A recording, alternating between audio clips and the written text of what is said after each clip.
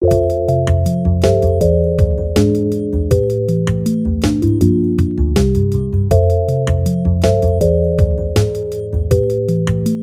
ဂလာပါအကျူကိန်းမလေးတို့ရေစာနဲ့ပတ်သက်တဲ့ဂိမ်းတွေပဲအမြဲတမ်းကစားနေရလို့ပြင်းနေပြီလားဒါဆိုရင်တော့ဒီနေ့မှာတချင်းတန်စင်လေးတွေနဲ့ပတ်သက်တဲ့ဂိမ်းလေးကိုတူတူကစားကြည့်ကြမယ်နော်ဒီဂိမ်းလေးမှာတော့ကလေးတို့ကဂီတတန်တွေကိုနားထောင်ပြီးတော့ဘာတူရီရလဲဆိုတာကိုခံမှန်းရင်းနဲ့ဘဟုတုထတွေရှာဖွေရမှာပဲဖြစ်ပါတယ်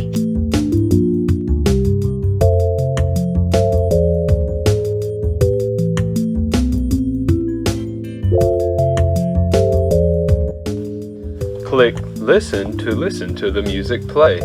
Then click on the picture with the musical instrument that played the music.